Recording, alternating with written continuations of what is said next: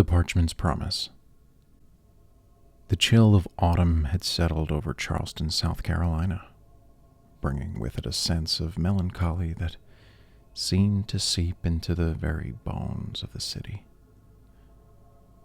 It was in this atmosphere of fading warmth and encroaching gloom that I found myself drawn into one of the strangest adventures of my life. My friend, William Legrand, had taken up residence on Sullivan's Island a few years earlier, following a series of misfortunes that had stripped him of his once considerable wealth. The island itself was a curious place, a little more than a strip of sand jutting out into the Atlantic, barely 3 miles long, quarter-mile wide at its broadest point.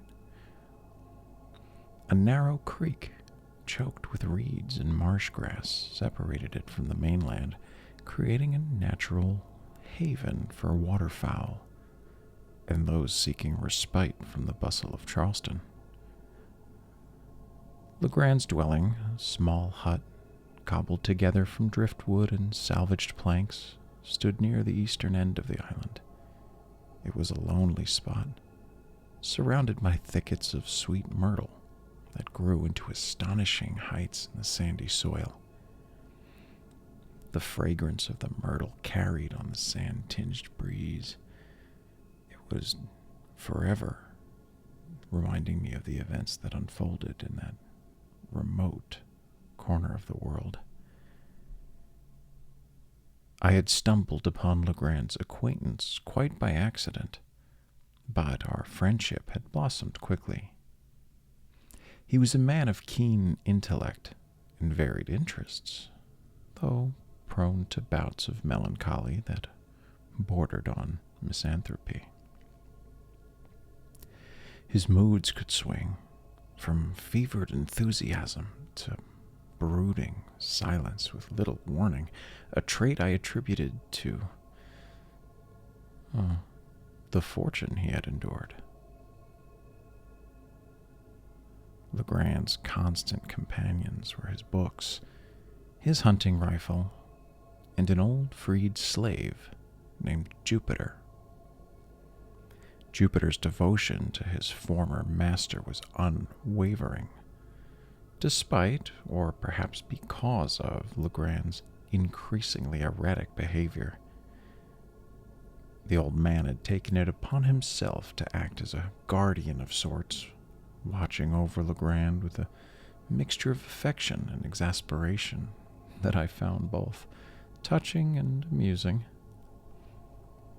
It was a crisp October evening that the wheels of our extraordinary adventure were set in motion. The day had been unseasonably cold, and as I made my way through the myrtle thickets to Legrand's hut, I found myself looking forward to the warmth of his hearth and the stimulation of his conversation. Little did I know that the simple act of knocking on his door would be the first step on a path that would lead us through cipher and shadow, across treacherous ground, both literal and metaphorical, to a discovery that would change our lives forever. As I raised my hand to rap on the wreathed planks of Legrand's door, a gust of wind stirred.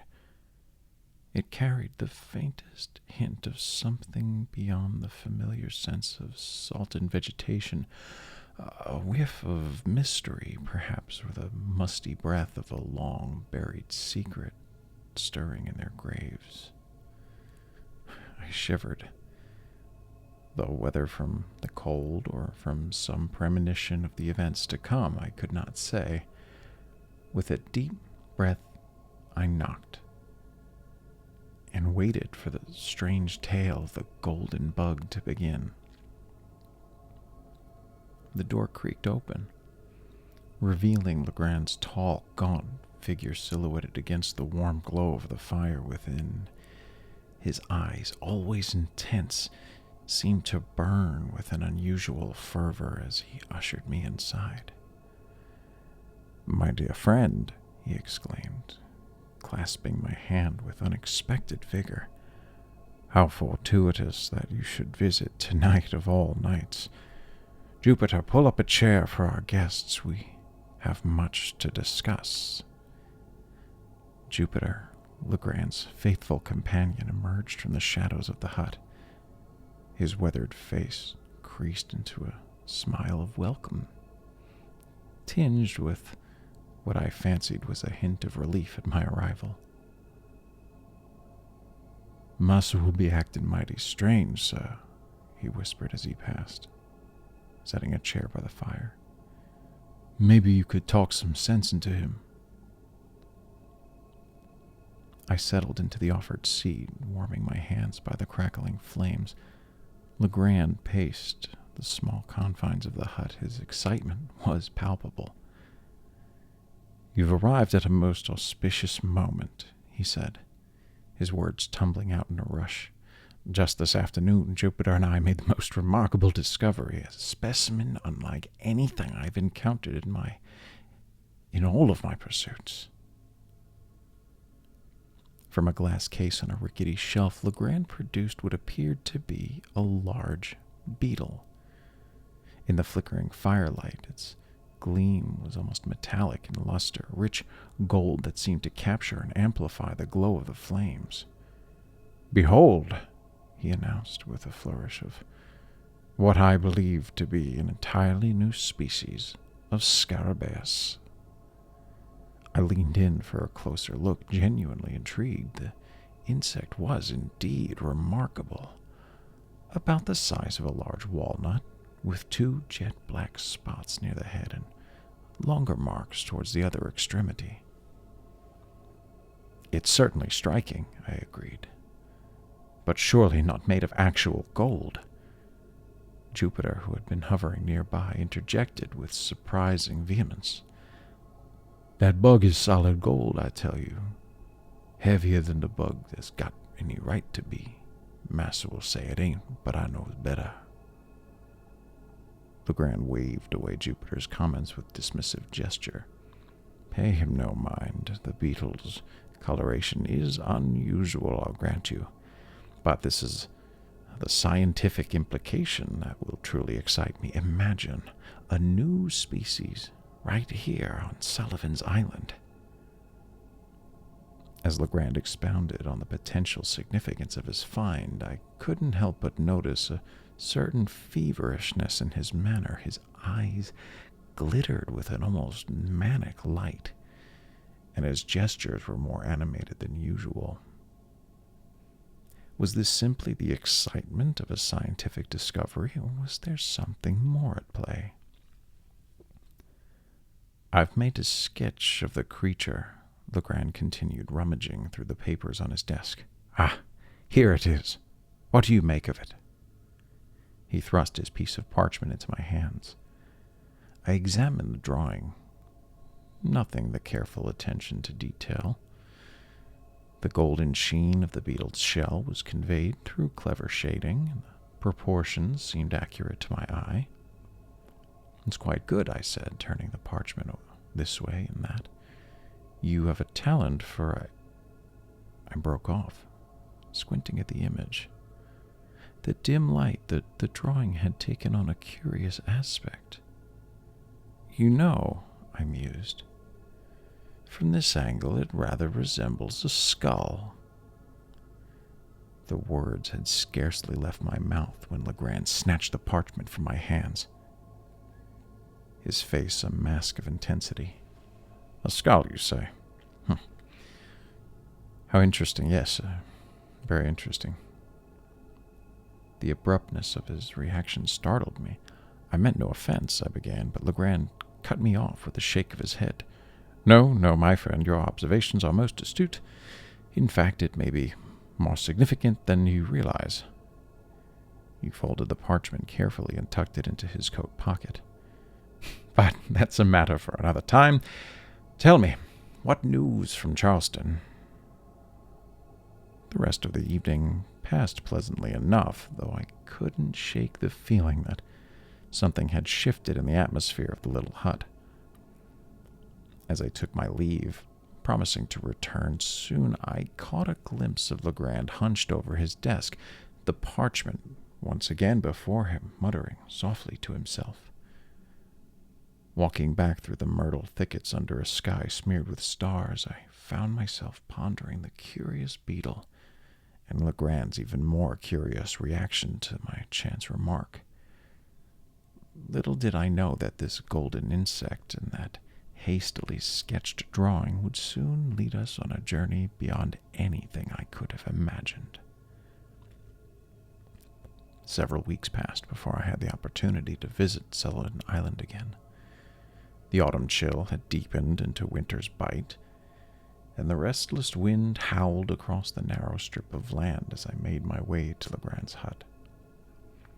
I found myself recalling the strange events of my last visit, the golden beetle, and Legrand's peculiar reaction to my offhand comment about the skull.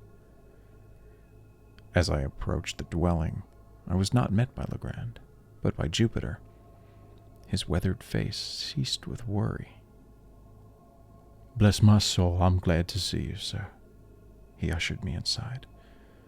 "Massa Will ain't been himself lately. Been acting mighty peculiar, even for him." Before I could inquire further, Legrand himself burst into the room. His appearance shocked me. He looked haggard, with dark circles under his eyes and a wild, unkempt air about him. Yet there was a feverish excitement in his gaze that I found unsettling. "Ah, my friend," he exclaimed, grasping my hand, "your timing is impeccable. I made a discovery of a monumental importance, and I need your keen mind to assist me." Without waiting for a response, he hurried to his desk and retrieved a piece of parchment. With a flourish, he spread it out before me. "Do you recall the sketch of the beetle?" he asked, his voice trembling with barely contained excitement. "Well, observe closely. What do you see?"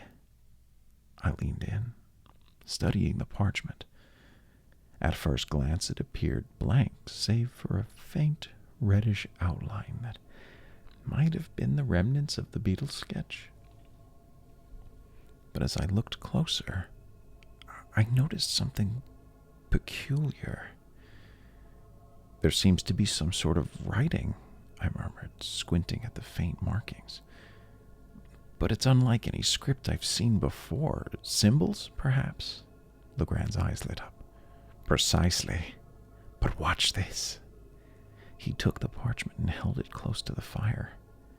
As the heat seeped into the material, the faint markings began to darken, revealing a complex series of figures and symbols.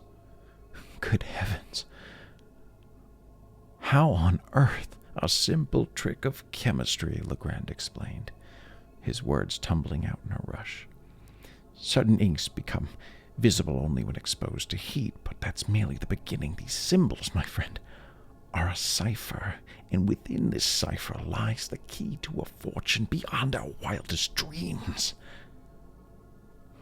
I must admit I was taken back by Legrand's vehemence. The man I knew typically was reserved, even in his enthusiasm. This manic energy was something new, and I feared potentially dangerous. "William," I said carefully, "perhaps you should start from the beginning. How did you come by this parchment, and what makes you so certain that it holds such significance?" Legrand took a deep breath, visibly trying to calm himself. Of course. You deserve a full explanation. It all began the day after your last visit.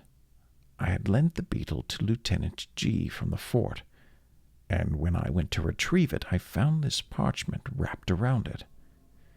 He went on to describe how he had absent-mindedly used the parchment to sketch the beetle, only to discover the hidden writing later when the parchment was accidentally held near the fire. "At first, I thought it was a mere coincidence," he continued. "But then I recalled your comment about the skull. It was as if a veil had been lifted from my eyes. The skull, the parchment, the cipher, they're all connected. I listened with growing concern as Legrand expounded on his theories. He spoke of a pirate treasure, of the infamous Captain Kidd, and of elaborate codes left behind to guide the way to buried riches. While part of me was intrigued by the mystery, another part, the rational, skeptical part, was deeply worried about my friend's state of mind.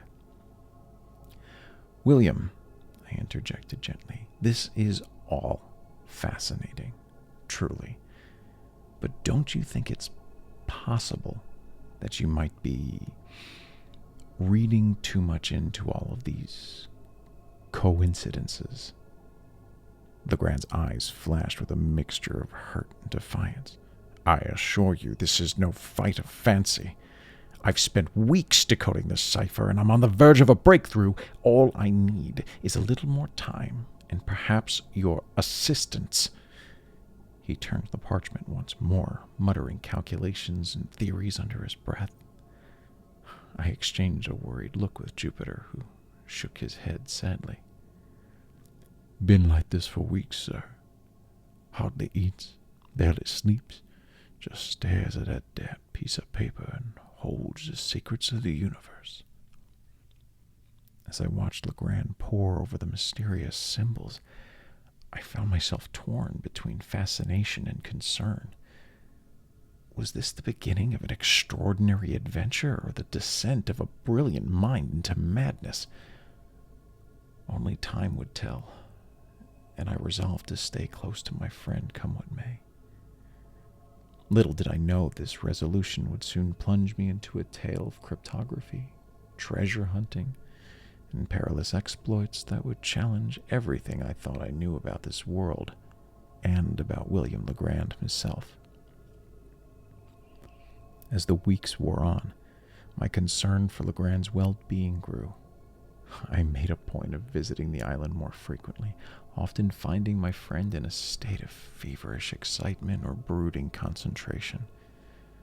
The mysterious parchment had become his obsession, consuming his every waking moment. It was during one of these visits that Jupiter pulled me aside, his aged face creased with worry. "Massa Will ain't right, sir," he confided in a low voice, casting a furtive glance toward Legrand, who was hunched over his desk. "Hardly sleeps, barely eats. All he do is stare at that piece of paper and mutter to himself. I'm feared he done lost his mind." I tried to reassure the old man, but in truth I shared his concern.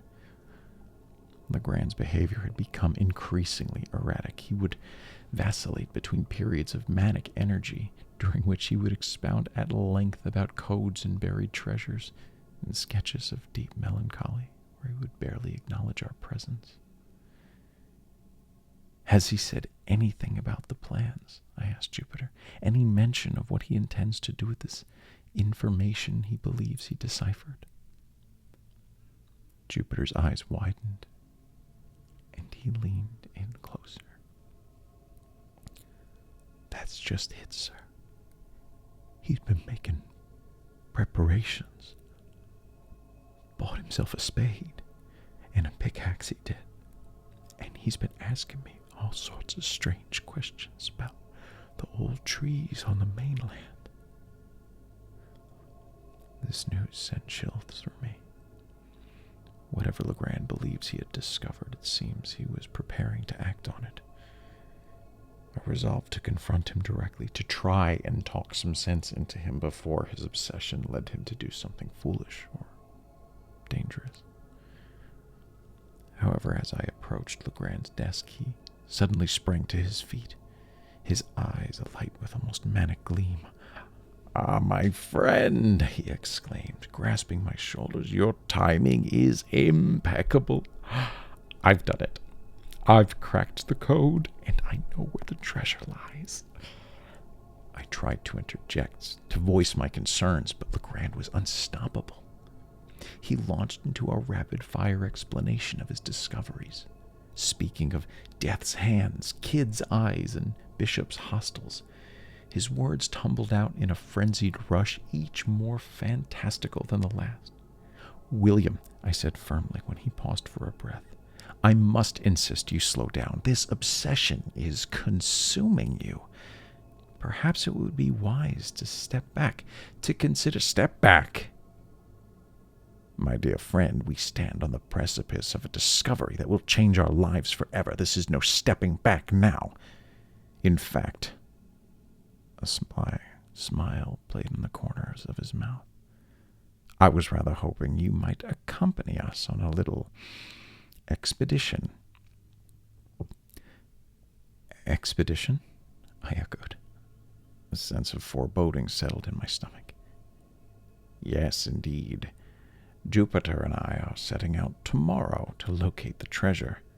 Your presence would be most welcome. After all, what's an adventure without a witness to share in that triumph?" I glanced at Jupiter, who shrugged helplessly. It was clear that arguing with Legrand in this state would be futile. Perhaps I reasoned it would be better to go along with his scheme. At least then I could keep an eye on him, and hopefully prevent any rash actions. "Very well, I'll accompany you on this expedition, but, William, I must insist that you exercise caution. This treasure hunt of yours, it is no mere hunt. It is the culmination of weeks of careful study and deduction. Trust me, my friend, by the time tomorrow we'll be standing atop a fortune that would make the king himself green with envy." As I left the hut that evening, my mind was awhirl with conflicting emotions. Part of me was deeply worried about Legrand's mental state and the potential dangers of this wild goose chase. Yet another part, I'm ashamed to admit it, felt a thrill of excitement at the prospect of the adventure. Little did I know that the events of the following day would test not only our friendship, but our very sanity, leading us into a labyrinth of mystery and danger from which we might never emerge unchanged.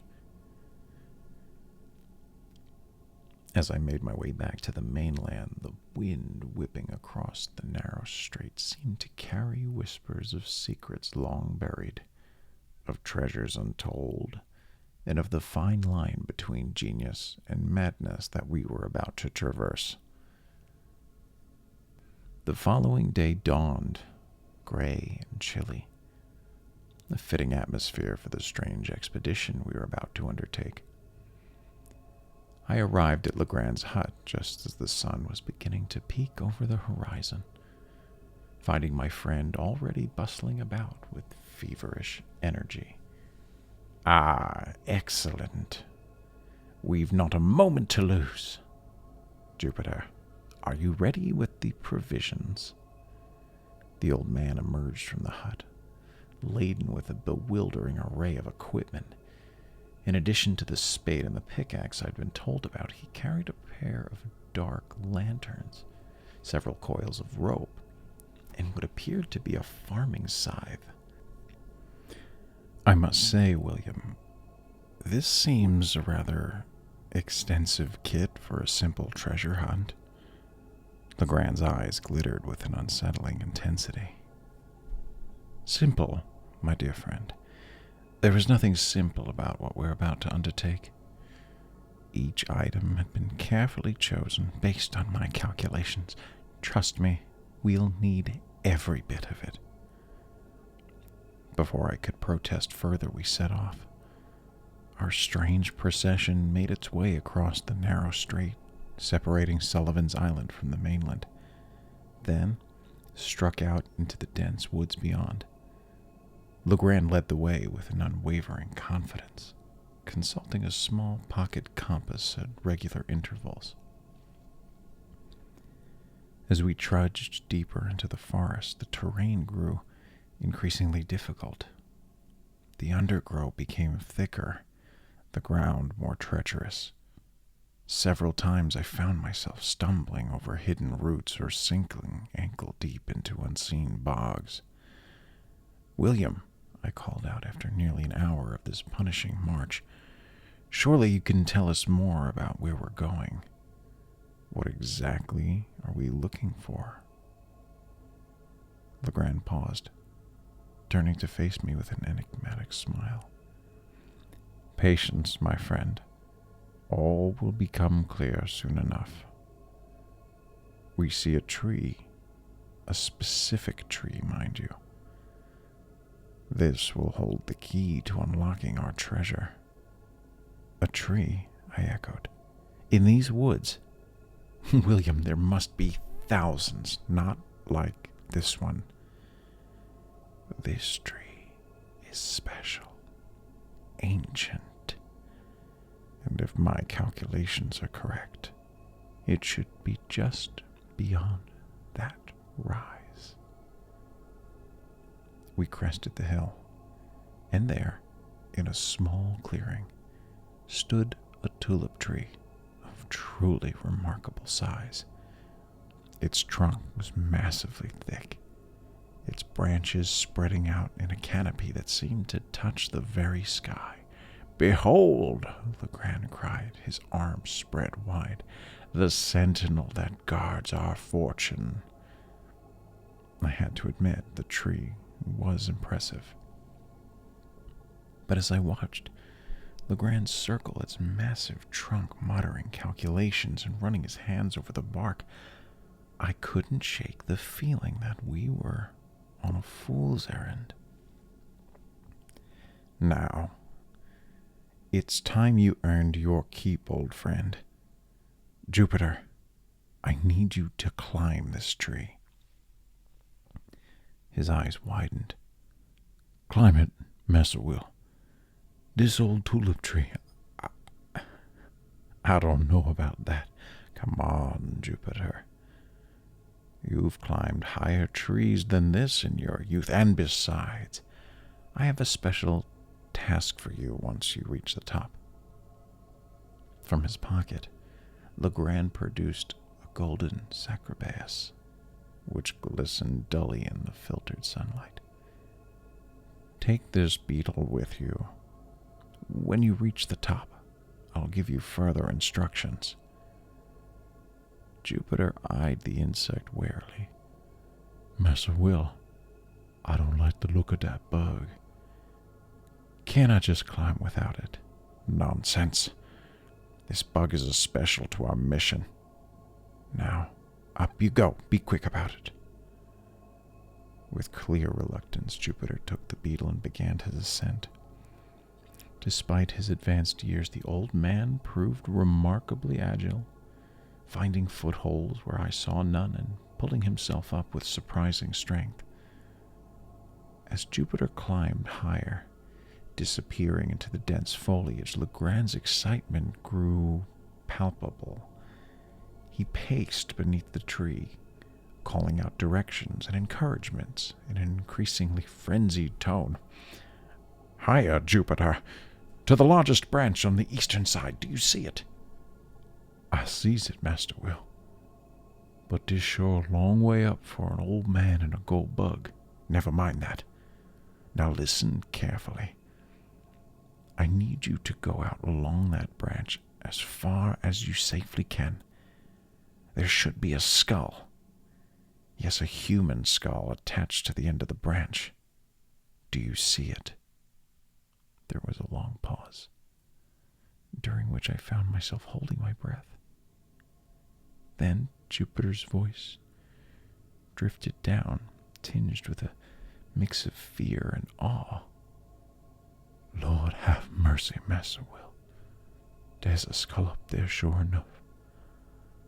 How in tarnation you know that?" Legrand let out a whoop of triumph. "Excellent, Jupiter.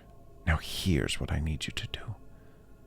Drop the beetle through the left eye of the skull. Can you manage that?" As Jupiter fumbled with this macabre task, he turned to Legrand, my mind reeling. William, this is madness. How could you possibly have known about that skull? What does all of this mean? Legrand's eyes blazed with almost feverish light. It means, my dear friend, that we stand on the threshold of a discovery that will shake the very foundations of our world. Every calculation, every deduction I've made has led us to this moment. A soft thud signaled the completion of Jupiter's task.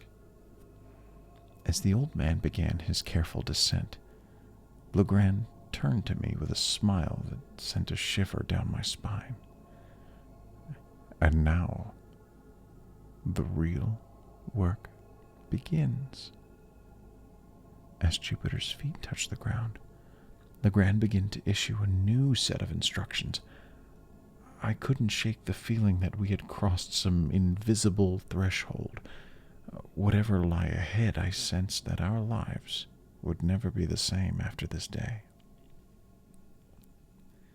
The sun, now high overhead, cast dappled shadows throughout the leaves, creating an ever-shifting pattern to the forest floor. It was as if the light was unsure of its footing in this realm of mystery and madness we had entered. With a deep breath, I steeled myself. Whatever was to come, I am determined to see this strange adventure through to its end, whatever that might be. No sooner had Jupiter's feet touched the ground than Legrand sprang into action with an intensity that bordered on mania. He began to issue a rapid series of instructions, his word tumbling out at an excited rush. "Quick now, Jupiter! Fetch the tape! Measure from the bag! We haven't a moment to lose!" As the old man rummaged through the supplies, Legrand turned to me, his eyes gleaming with feverish light. "My friend, we stand on the cusp of history. Everything hinges on precise measurements and unwavering focus." I watched bewildered as Legrand took the tape measure and began to calculate distances with meticulous care. He measured from the trunk of the tulip tree to the spot where the beetle had fallen, muttering calculations under his breath all the while. 50 feet exactly. Now, Jupiter, the spades. We dig here. With that, Legrand seized a spade and began to attack the earth with a vigor that belied his usual scholarly demeanor. Jupiter and I exchanged glances. The old man's expression a mixture of concern and resignation. Then, with a shrug, he took up the second spade and joined in the excavation. For my part, I stood back, observing this frenzied activity with a growing sense of unease. The rational part of my mind insisted that this was folly, a wild goose chase born of an overactive imagination and perhaps a touch of heat stroke. And yet, I couldn't deny the small spark of incitement kindling in my chest. What if, against all odds, Legrand was right? As the hole deepened, Legrand's excitement seemed to grow exponentially. He worked tirelessly, pausing only to wipe the sweat from his brow or to check his calculations. Jupiter, despite his initial reluctance, worked with the steady determination of a man accustomed to hard labor. Hours passed, and still we found nothing. The sun arced across the sky, casting long shadows through the trees as afternoon faded into evening. My companion's enthusiasm began to wane, replaced by a grim determination that bordered on desperation. We must be close. The measurements are precise. The cipher cannot be wrong. But as darkness began to fall, and our excavation reached a depth of nearly 5 feet, it became clear that whatever Legrand had expected to find was not there. The bitter sting of disappointment was palpable in the air. Jupiter was the first voice. "Massa Will, I reckon we've been on a wild goose chase. Ain't nothing here but dirt and roots. Legrand stood motionless at the edge of the pit, his face a mask of disbelief and anguish. For a long moment, he said nothing, his eyes fixed on the empty hole, as if willing it to reveal its secrets. When he finally spoke, his voice was barely above a whisper. It's not possible. I checked and double-checked every calculation. The cipher, the measurements, it all pointed here. I approached my friend, placing a hand on his shoulder. William, perhaps it's time to consider that this might have been a mistake, a brilliant, fascinating mistake, but a mistake nonetheless. He shrugged off my hand, a spark of his earlier fervor returning to his eye. No, I won't accept that. There must be something we're overlooked, some detail. He began to pace around the excavation, muttering to himself and occasionally stopping to remeasure distances or examine the ground. Jupiter and I watched in silence, exchanging worried glances. As the last light of the day faded from the sky, I decided it was time to intervene. William, I said firmly, it's getting dark. We're all exhausted and disappointed. The sensible thing to do would be to return to your hut to get some rest. We can approach this with fresh eyes in the morning. For a moment, I thought he might argue. His body tensed. A flash of defiance crossed his face. But then, as quickly as it had come, the fight seemed to go out of him. His shoulders slumped and he nodded wearily. Perhaps you're right. A night's rest might provide some clarity. As we gathered our tools and prepared for the trek back to Sullivan's Island, I couldn't help but feel relief and disappointment. Part of me had hoped, against all reason, that Legrand's wild theory would prove to be true. The thought of a buried pirate treasure, of ancient codes and hidden clues, it awakened a childlike sense of wonder in me that I hadn't felt in years. But as we made our way through the darkening forest, the weight of reality settled back on my shoulders. I was worried about Legrand, about how he would cope with this failure. His entire being had been consumed by this quest, and I feared the toll its failure might take on his already fragile psyche might be too much. Little did I know the adventure was far from over. As we stumbled through the twilight, none of us could have guessed at the remarkable turn of events that awaited us in the dawn. The tale of the gold bug had not yet run its course, and the greatest revelations were still to come. The trek back to Legrand's hut was a somber affair. The excitement had buoyed us earlier in the day and was now evaporated, replaced by a heavy silence punctured only by the sounds of our footsteps and the occasional sigh from Legrand. As we emerged from the forest onto the narrow strip of land that led back to Sullivan's Island, the moon rose over the Atlantic, casting a silvery path across the water, a stark contrast to the darkness that seemed to have settled over our spirits. We had barely reached the threshold of Legrand's dwelling when suddenly he stopped, his body gone rigid. Wait, Jupiter, what eye did you drop the beetle through? Caught off guard by the question. Why, the left eye, Master Will, just like you told me. Legrand's reaction was immediate and startling. He let out a bark of laughter that bordered on hysteria, causing both Jupiter and me to take an involuntary step back. The left eye! Of course. How could I have been so blind, Jupiter, you brilliant old fool? You've saved us. Before we could react, Legrand had seized the lanterns and was striding back towards the shore. Come on! We must return immediately. All is not lost.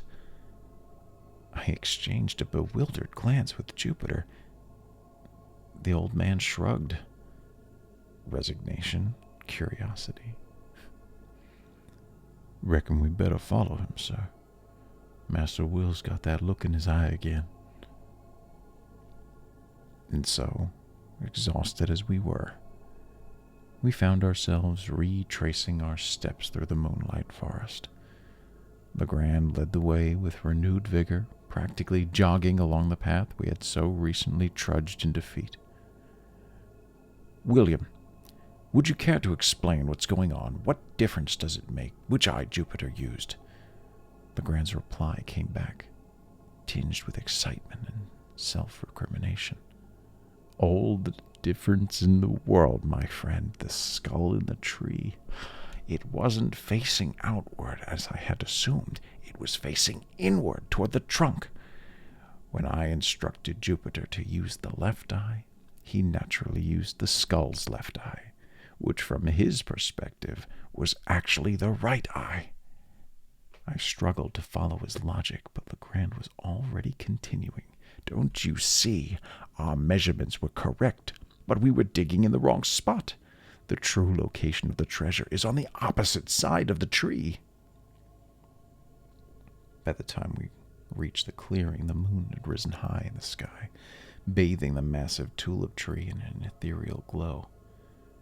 Without hesitation, Legrand began to take new measurements, this time on the side of the tree opposite to our previous excavation. Here, he cried. We dig here. Despite our exhaustion, there was no denying the infectious nature of Legrand's enthusiasm. Once again we set to work, our spades biting into the soft forest loam with rhythmic precision. This time, however, our efforts were soon rewarded.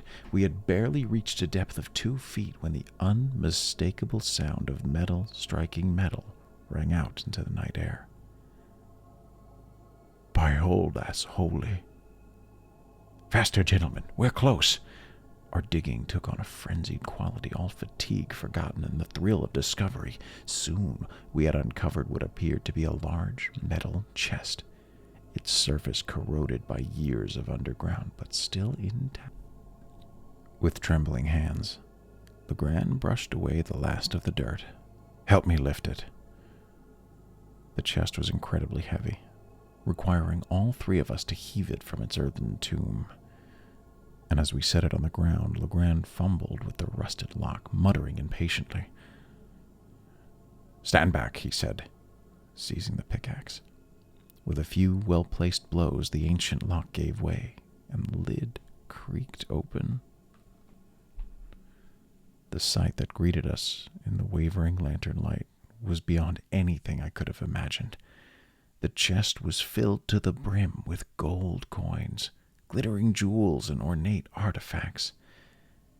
Centuries-old doubloons mingled with necklaces draped in precious stones. Golden crucifixes and bejeweled daggers lay tangled together in a testament to a pirate's indiscriminate plunder. For a long moment, we stood in stunned silence, the magnitude of our discovery slowly sinking in. Legrand was the first to speak, his voice barely above a whisper. Gentlemen, we have just uncovered the lost treasure of Captain Kidd. As I gazed upon the glittering hoard, my mind reeling with the implications of our find, I realized that this was merely the beginning. The true tale of the gold bug, the story of how a curious beetle, a scrap of parchment, and the brilliant obsessive mind of William Legrand had led us to this extraordinary moment, was only now ready to be told. In the flickering lantern light, surrounded by the whispers of the forest and the tangible weight of history, I knew that our lives had been irrevocably changed. Whatever the coming days might bring, nothing would ever be quite the same again. The rest of the night passed in a blur of golden light and feverish activity. We worked tirelessly to transfer the contents of the chest back to Legrand's hut, making multiple trips through the moonlit forest. Each journey felt surreal, our arms laden with wealth beyond imagining, our minds still struggling to comprehend the magnitude of our discovery. It wasn't until the first rays of light began to paint the eastern sky that we finally allowed ourselves to rest. Legrand's humble dwelling now resembled the lair to some fantastical dragon, every available surface glittering with gold and jewels. As the sun rose, casting its warm light through the windows, we began a more thorough examination of our find. Legrand, his earlier frenzy, now replaced by a methodical intensity, carefully sorted through the treasure, making meticulous notes in a small leather-bound journal. "Remarkable," he muttered. "This doubloon dates back to the reign of Philip V of Spain. And look here. These appear to be of French origin, likely plundered from ships returning from the New World."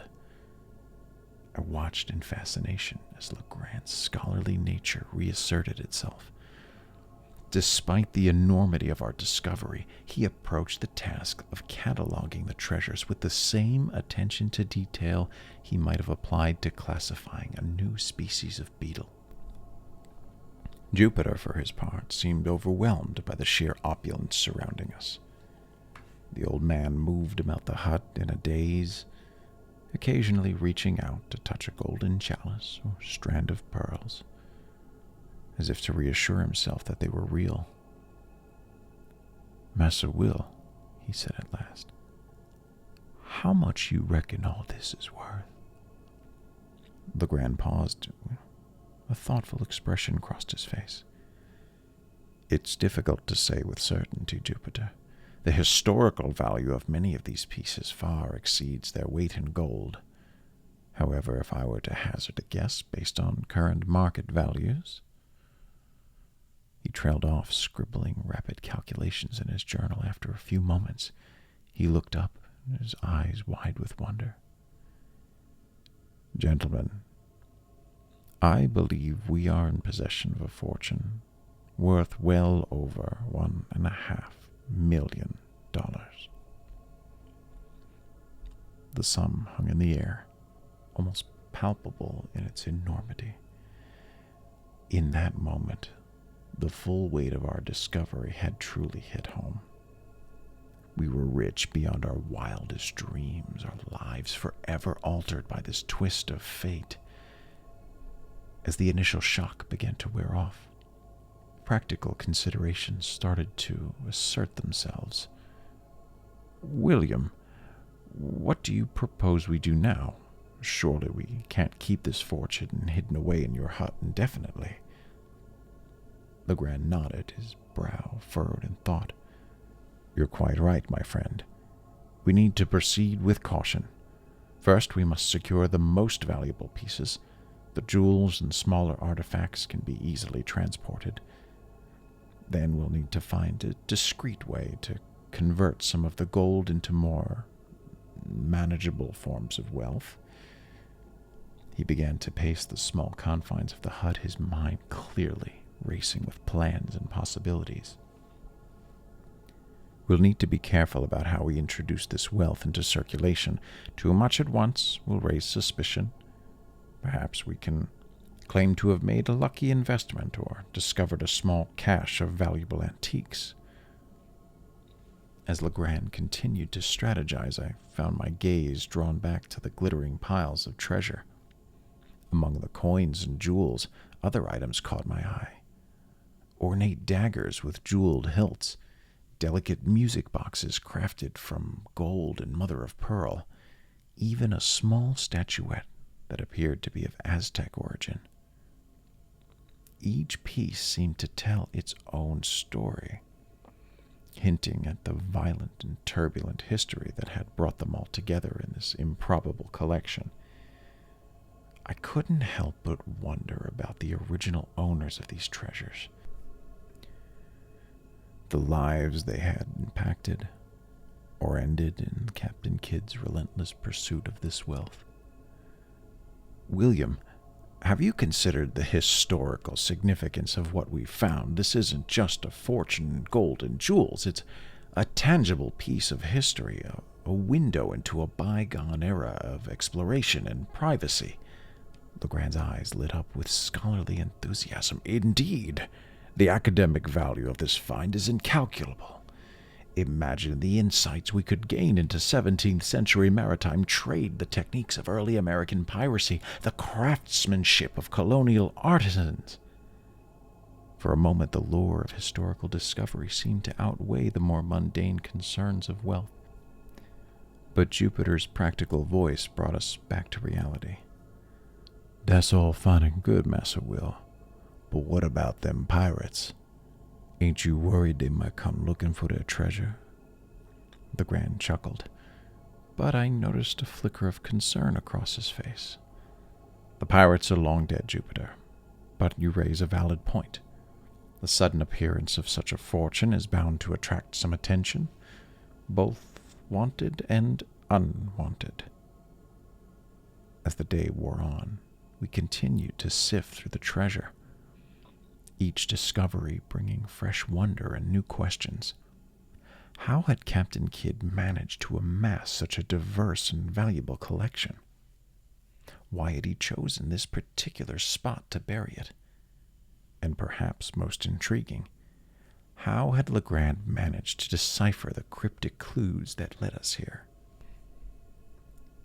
These questions and more swirled in my head as the sun began to set on our first day as wealthy men. As we secured the hut for the night, taking turns to stand watch over our newfound riches, I couldn't shake the feeling that our adventure was far from over. The discovery of the treasure was just the beginning. The true challenge lay ahead in how we would manage this wealth, protect our secret, and navigate the radical change in our circumstances. As I settled in for my watch, the soft gleam of gold reflecting in the moonlight, I wondered what coming days would bring, and how this extraordinary twist of fate would ultimately shape our lives. As the initial frenzy of our discovery began to subside, I found myself increasingly curious about the series of events that had led us to this extraordinary moment. One evening, as we sat in Legrand's hut, surrounded by our glittering hoard, I finally voiced the question that had been nagging at me. William, I think it's time you explained exactly how you managed to decipher this mystery. From the beetle to the treasure, how did you piece it all together? Legrand's eyes lit up with enthusiasm. He had been waiting for this moment, the chance to unveil the intricate workings of his mind. Ah, my friend, it's a tale of obsession, deduction, and no small amount of luck. Let me start at the beginning. He reached into his coat pocket and produced the now familiar piece of parchment, the catalyst for our entire adventure. It all began with this. Carefully unfolding the delicate material. The day after your visit, when I sketched the beetle, I noticed something odd about the parchment. When held near the fire, the faint markings appeared, a kind of invisible ink activated by heat. I leaned in, examining the parchment closely. In the warm glow of the lantern, I could indeed make out a series of strange symbols and figures. At first, I thought it was a mere coincidence, But then I recalled your offhand comment about the sketch resembling a skull. It was as if scales fell from my eyes. I saw not just the skull, but a kid or a young goat in the opposite corner. A kid, I interrupted. I'm afraid I don't see it. Legrand smiled patiently. It's a bit of wordplay, you see. Kidd, Captain Kidd, the infamous pirate. Once I made the connection, I knew I was dealing with something far more significant than a simple doodle. He went on to explain how he had subjected the parchment to various tests, eventually revealing the full extent of the hidden message, a complex series of numbers and symbols that at first glance appeared to be complete gibberish. But it wasn't gibberish. It was a cipher, a code designed to conceal the location of Kidd's buried treasure. I must have looked skeptical, for Legrand quickly added, I know it seems far-fetched, but consider the facts. A piece of parchment, clearly very old, with a hidden message revealed by heat, these images of a skull and a kid, common symbols associated with piracy, and the location found right here on the coast, a known haunt of buccaneers in centuries past. Put that way, it did seem to make a certain amount of sense. But one question still nagged at me. Even if all that's true, how on earth did you manage to crack the code? Surely a pirate's cipher wouldn't be easy to decipher. Legrand's smile widened. Ah, therein lies the true genius. If you'll forgive my immodesty, you see. The key to breaking any cipher is understanding its underlying logic. In this case, I had to put myself in the mind of a 17th century pirate captain. He spread the parchment out on the table, pointing to the jumble of symbols. Look closely. What do you notice about the arrangement of these characters? I studied the parchment, furrowing my brow in concentration. Well, some symbols appear more frequently than others. The figure 8, for instance, seems to show up quite often. Excellent observation. That frequency is crucial. In the English language, certain letters appear more often than others. The letter E, for example, is the most common. By analyzing the frequency of symbols in the cipher, I could begin to make educated guesses about which symbols corresponded to which letters. He went on to explain the intricacies of his decryption process, how he identified common words, worked out patterns, and gradually unraveled the complex puzzle before him. It was a painstaking process. There were many false starts and dead ends, but piece by piece, the message began to take shape. As Legrand went deeper into his explanation, I found myself marveling, not just at the complexity of the cipher, but at the sheer brilliance of my friend's mind. The leaps of logic, the patient analysis, the intuitive connections. It was a masterclass in deductive reasoning. But the cipher was only the beginning. Decoding the message was one thing, understanding its true meaning, and using that to understand the location of the treasure. That was the challenge. As he prepared to dive into the next phase of his explanation, I settled back into my chair, my mind reeling with the information I'd already absorbed. Little did I know that the most extraordinary revelations were yet to come. Revelations that would shed light not just on the location of the treasure, but on the very nature of human ingenuity and the enduring allure of century-old mysteries. Legrand paused, refilling our glasses with a rich port wine, a small indulgence we had allowed ourselves in celebration for our newfound wealth. The ruby liquid glinted in the lamplight, much like the treasure surrounding us. As he settled back into his chair, Legrand's eyes took on a distant look, as if he were revisiting the mental landscape of his code-breaking endeavors. Now, let me walk you through the actual process of decoding. It's quite fascinating, really. A perfect blend of logic, linguistics, and a dash of intuition. He spread the parchment out once more, smoothing it carefully with his long, slender fingers. The strange symbols danced before my eyes, still inscrutable despite our newfound understanding of their significance. The first step was to identify the most frequently occurring symbols. In this case, it was the figure 8. Given that E is the most common letter in the English language, I made the assumption that 8 represented E. I nodded, following his logic so far. But surely alone that wasn't enough to crack the entire code. Indeed not. But it gave me a starting point. The next step was to look for patterns. In English, certain letter combinations are more common than others. For instance, the word th in the is very common. I searched for repeating patterns of 3 characters, ending with our supposed E. He pointed to a series of symbols on the parchment. This combination appeared multiple times.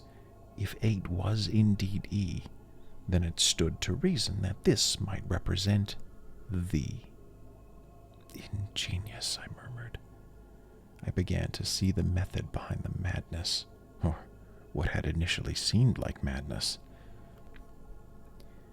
He went on to describe how he had constructed a table, matching symbols to their likely letter equivalents. It was painstaking work, requiring not just intelligence, but also a great deal of patience and persistence. As he spoke, he jotted down notes and diagrams, illustrating his process. I watched in fascination as the seemingly random assortment of symbols gradually transformed into recognizable words and phrases. The breakthrough came when I managed to decode a longer fragment. A good glass in the bishop's hostel in the devil's seat. It was cryptic to be sure, but it was undeniably English, and more important, hinted at a specific location. I leaned forward, captivated. The bishop's hostel? The devil's seat? What did it mean? Legrand smiled, pleased by my engagement. Patience, my friend. We'll get to that. But first, let me show you how I completed the decryption.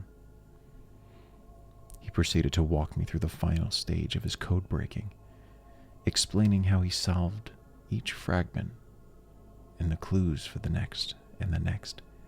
It was like watching a master locksmith at work, each tumbler falling into place with a satisfying click. The full message reads as follows. A good glass in the bishop's hostel, in the devil's seat, 41 degrees and 13 minutes northeast, and by North Main Branch 7, limb east side shoot from the left eye of the death's head, a beeline from the tree through the shot 50 feet out.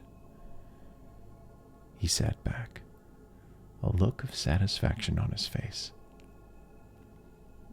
I was more confused than ever.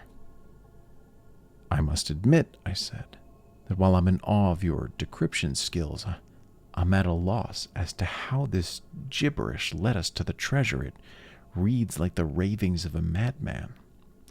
Oh, it's far from gibberish, I assure you. Each phrase is a carefully constructed clue, designed to lead the knowledgeable seeker to the treasure's location. But you're right. Understanding the message was only half the battle.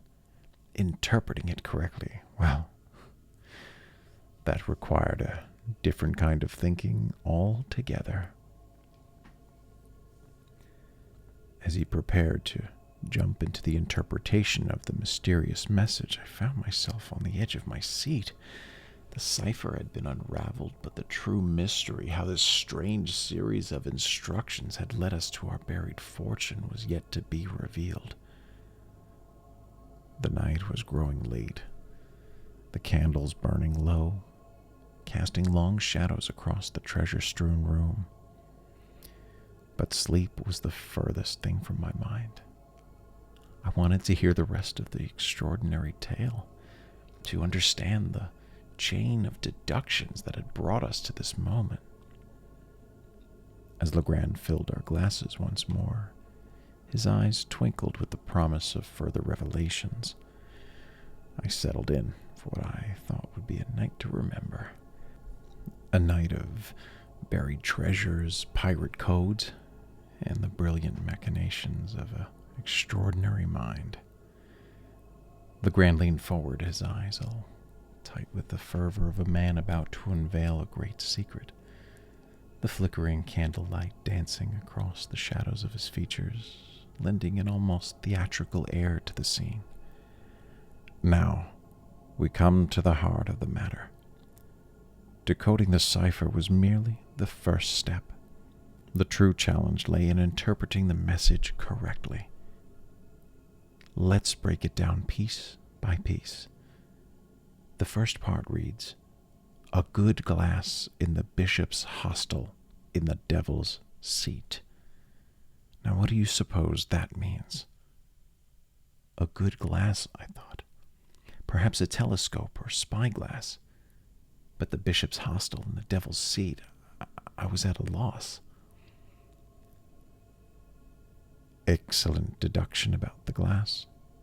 As for the rest of it, it required some local knowledge. You see, there's an old story about a bishop's hotel. It once stood on the mainland not far from here. It's long gone now, but the name stuck to a large rock formation nearby. "And the devil's seat?" I prompted. Ah, that was the key.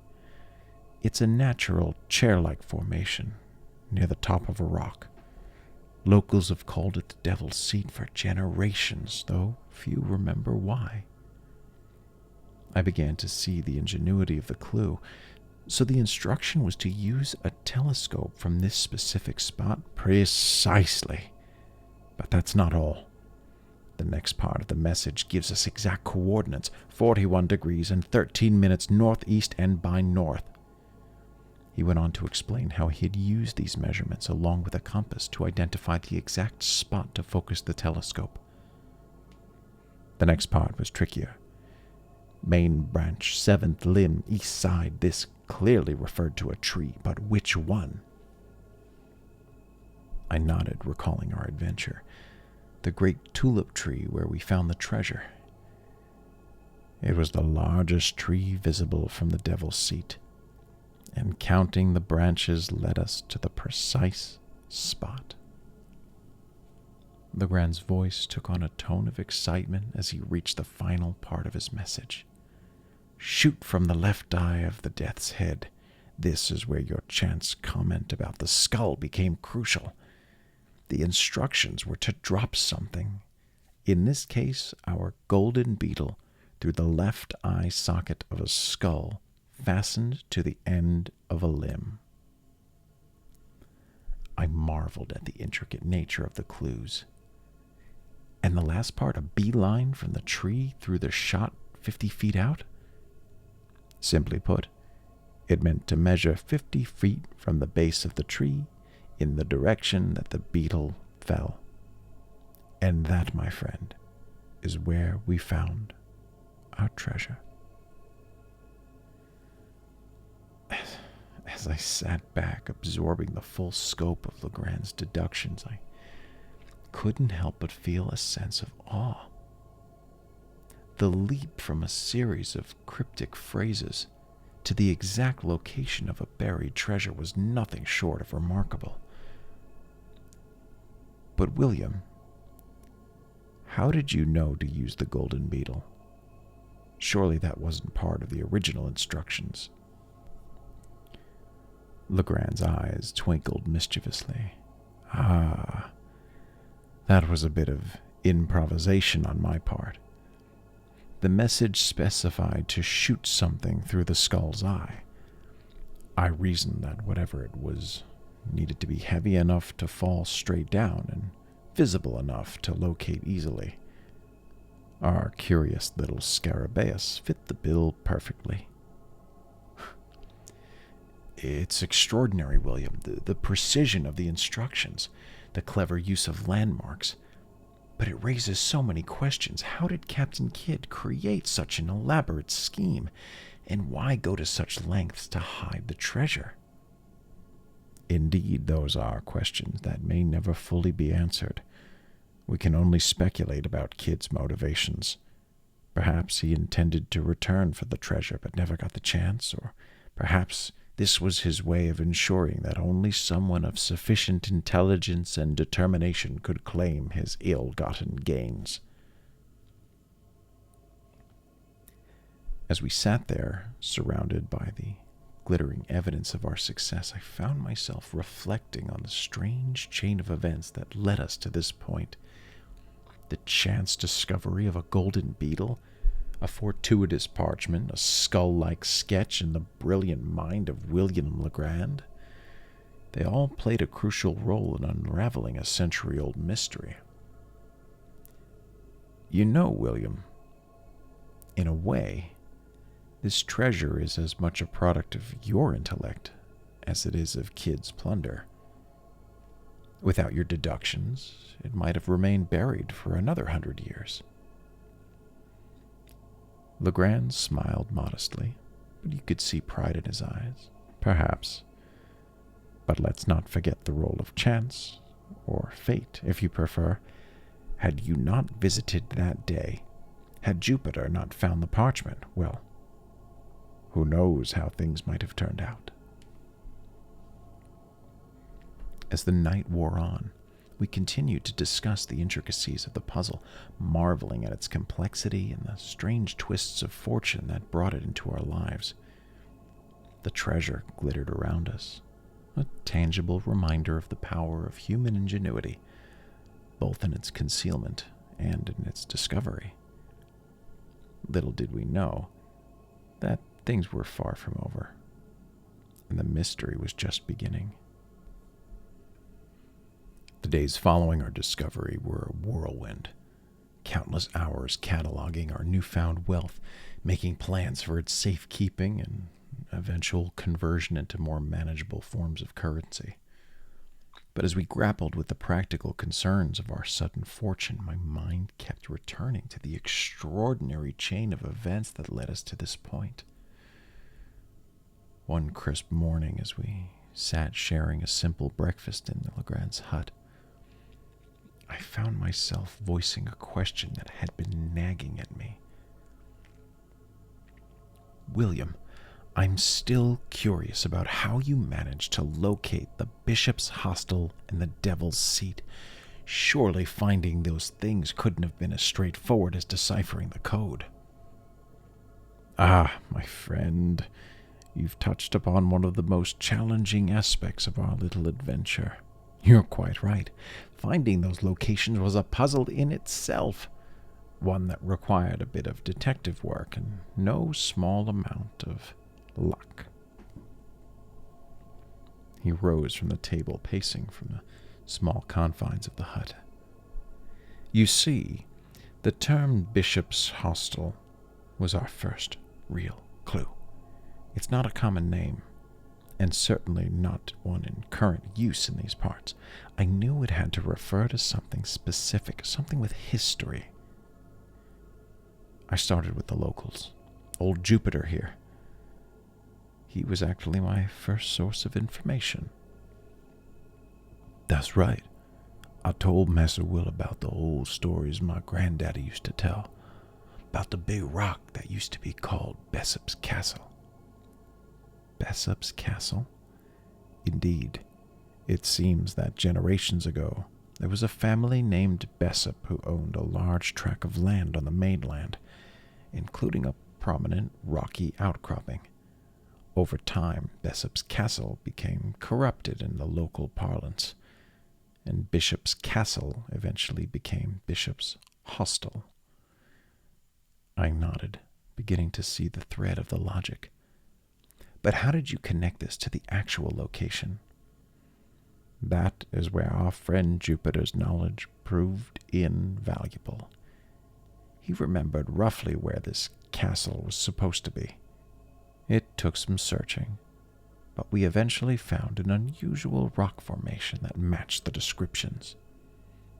Legrand's eyes took on a distant look, as if he were reliving the moment of discovery. It was a remarkable sight.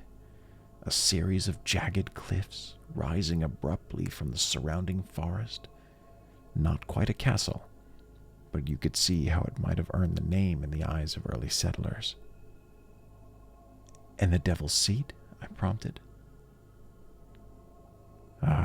We knew it had to be somewhere on the map near Bishop's Hostel, but the exact location eluded us at first. He described how they spent days exploring the rock formation, searching for anything that might resemble a seat. It was grueling work, scrambling over jagged rocks and peering into crevices, all while trying to imagine how a 17th century pirate might have viewed the landscape. In the end, it was a combination of perseverance and a stroke of luck that led us to the right spot. We found a narrow ledge about 2/3 of the way up the eastern face of the main cliff. It protruded just enough to form a natural seat with a small overhang. It gave us some shelter. I could picture the scene in my mind's eye. Legrand and Jupiter perched precariously on this ancient stone seat, looking over the mountain, just like Captain Kidd must have done centuries ago. But why call it the Devil's Seat? That's where the local superstition comes into play. The ledge is situated in such a way, at certain times of day, the shadow it casts on the cliff's face below resembles a horned figure. The locals have long believed it to be an evil omen, hence the name. As Legrand spoke, I marveled again at the intricacies of Kidd's plan and at his ability to be able to make sense of it. The pirate not only created an ingenious cipher, but had also incorporated local landmarks and legends into his scheme, ensuring that only someone with both intelligence and intimate knowledge of the area could hope to unravel the mystery. It must have been an exhilarating moment when you found yourself sitting in the Devil's Seat ready to put your theories to the test. Indeed, it was. Sitting there with a cipher in one hand and a spyglass in the other, I felt as though I were reaching across the centuries, connecting directly with Kidd himself. It was a moment of pure intellectual thrill, the kind that comes so rarely in life.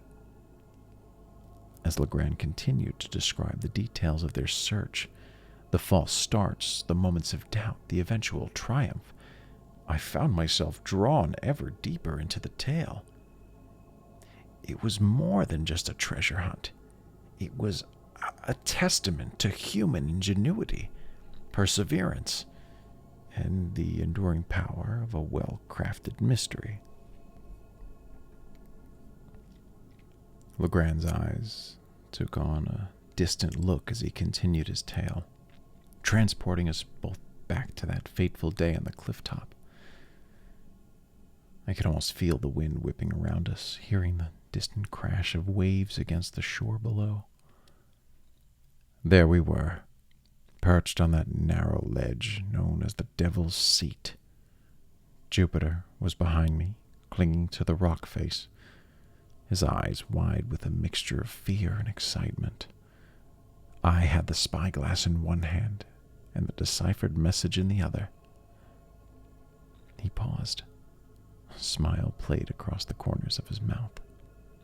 I must admit, despite my confidence in my deductions, there was a moment of doubt. What if I had misinterpreted the clues? What if this was all an elaborate wild goose chase? I referred back to the message, 41 degrees and 13 minutes northeast and by north. Those were the key instructions. I had brought the compass with me, and I used it to align the spyglass precisely. He mimicked the attention, his hands moving with the remembered precision. It was tricky work. The ledge was narrow, and the wind was gusty. Jupiter kept muttering about evil spirits and bad luck, which didn't help my concentration. I could picture the scene vividly. Legrand, usually so compromised, fighting against the elements and his own nervous excitement, all while balanced precariously on a rocky outcrop high above the ground. Finally, I had the spyglass aligned correctly. I peered through it, my heart pounding. At first, all I could see was a blur of green. Trees upon trees stretching out into the horizon. But then as I adjusted the focus, something caught my eye. There, in the distance, it was an enormous tulip tree, towering above the forest. It was exactly as the message described. The main branch. And the skull? The grin spread across Legrand's face. Patience, my friend. Finding the tree was only the first step. I had to count the limbs, remember? 7th limb, east side.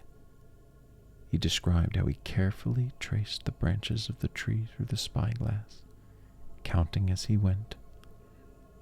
The task was made more difficult by the distance and the shifting leaves, but his determination was unwavering. When I reached the 7th limb on the eastern side, I almost missed it at first. It was just a tiny speck of white against the green foliage, but as I focused more closely, I realized what I was seeing. The skull? Legrand nodded, his eyes shining with the remembered triumph. Indeed, a human skull, bleached white by the sun and the elements, affixed somehow to the end of that 7th branch. It was an eerie sight, I can tell you. For a moment I almost believed Jupiter's mutterings about curses and evil spirits. He went on to describe how Jupiter had looked through the spyglass to confirm what he was seeing. The old man's reaction, a mixture of awe and superstitious fear. It was quite a sight to behold. But the real challenge was yet to come. We had found the skull, yes, but how were we going to use this information to locate the treasure? Shoot it from the left eye of Death's Head, wasn't it? Exactly. But we were miles from the tree. We couldn't simply drop something through the eye socket from our position. No. We needed to find that tree and make our way to it. He described the arduous journey through the dense forest, guided only by the compass and Legrand's memory of what he had seen through the spyglass. It took them the better part of a day, scrambling over fallen logs and through thick underbush before they finally stood at the base of the massive tulip tree. And there it was, high up in the branches, barely visible from the ground, the skull that had guided us to this spot. As he paused his narrative, I found myself marveling at the intricate nature of Kidd's plan. He had not only created an ingenious cipher, but had also incorporated natural landmarks in such a way that only someone with both intelligence and determination could hope to follow his trail. It's extraordinary. The lengths Kidd went to in order to hide this treasure, I said. But William, there's still one thing I don't understand. How did you make the connection between the skull and the location of the treasure itself? Ah, my friend, that's where our golden beetle came into play. But perhaps that's a tale best saved for another time. The hour grows late, and I believe we both had our fill of excitement for one evening. As we prepared to retire for the night, my mind was awhirl with images of skull-adorned trees and hidden pirate treasures. I knew sleep would be long in coming, my dreams filled with the visions of our extraordinary adventure. But I also knew that the most incredible part of the tale was yet to be told. The next morning dawned bright and clear, a stark contrast of the air of anticipation that hung over Legrand's small hut. As we finished our simple breakfast, I could barely contain my eagerness to hear the conclusion of this tale. Well, William, you left me at quite a cliffhanger last night. The skull in the tree, the golden beetle. How did it all come together? Ah, yes, the final piece of the puzzle. You recall the last part of the message? Shoot from the left eye of the death's head in a beeline from the tree through the shot 50 feet out. I nodded. Well, this is where our little golden scarabaeus came into play. I brought it with us, you see, partly out of a sense of its importance to our quest, and partly, well, let's call it intuition. He went on to describe how they had fashioned a makeshift sling from a piece of cord, used it to lower the beetle through the left eye socket of the skull. It was Jupiter who did the actual dropping. He was less than thrilled about the task, muttering all the while about evil spirits and bad luck, but he managed it admirably. I could picture the scene vividly. Jupiter perched precariously on a high branch, carefully lowering the glittered beetle through the empty eye socket. It was an image straight out of some fantastic tale. Once the beetle hit the ground, we had our starting point. From there, it was simply a matter of measuring out 50 feet in a straight line from the base of the tree. Simple. After decoding centuries-old ciphers and climbing enormous trees, I suppose, that would be simple by comparison. But I assure you, those last few moments were anything but simple. As we paced out the distance, my heart was pounding so loudly I was sure Jupiter could hear it. What if we were wrong? What if there was nothing there? He described how they marked the spot. They began to dig with feverish intensity. The work was hard, the ground stubbornly unyielding, but they pressed on, driven by the tantalizing possibility of what might lie beneath. We had dug what felt like hours, when suddenly my spade struck something solid. The sound, I'll never forget it. A dull thud that seemed to echo with the weight of centuries. I found myself holding my breath, caught up in the suspense of the moment. We cleared away the dirt with our hands, and there it was, the edge of an old wooden chest, bound with rusted old bands. It took all three of us to heave it out of the hole. He paused. The moment when we finally pried it open, I lack the words to describe it adequately.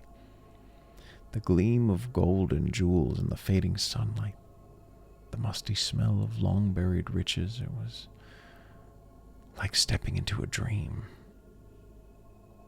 As Legrand concluded his tale, I sat back, my mind reeling with the enormity of their discovery. It was more than just a treasure hunt. It was a journey through history, a test of intellect and perseverance, a testament to the enduring allure of mystery. William, I said, it's an extraordinary story. But now that the adventure's over, now that we sit here surrounded by this wealth, I have to ask, what's next? His expression turned thoughtful. An excellent question, my friend. This treasure, while undoubtedly valuable in monetary terms, represents something far greater. It's a piece of history, a tangible link to a bygone era of exploration and adventure.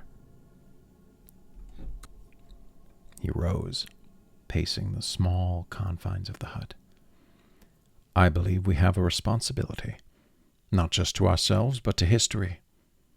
We must find a way to preserve this discovery, to share it with the world while also protecting ourselves from the inevitable scrutiny and danger such a find would attract. I nodded. It won't be easy, The world has changed so much since Captain Kidd's days. The legal and ethical implications alone are staggering. Indeed. But that, I think, is our next great adventure. We solved one puzzle only to be presented with another, perhaps even more complex. As we sat there, surrounded by the glittering evidence of our incredible journey, I found myself thinking back again at this strange twist of fate. A chance discovery, an ancient cipher, a gold beetle. Each played its part in the drama centuries in the making. You know, William, in many ways this treasure is as much of a product of your intellect as it is of Kidd's plunder. Perhaps, but let's not forget the role of chance, or fate if you prefer. Who knows how this might have turned out otherwise? Our adventure with the gold bug had come to an end. But in many ways it felt like it was just the beginning. We had unraveled one mystery, only to be presented with another. How to navigate the way forward with this newfound knowledge of the past. As the sun set, casting long shadows across the treasure-strewn floor of the hut, I couldn't help but feel a sense of excitement. What challenges might we face? What new puzzles might life present? I knew that with friends like Legrand and Jupiter by my side, there was no mystery too great to solve. Yes, the tale of the gold bug concluded, but our story, it seemed, was far from over.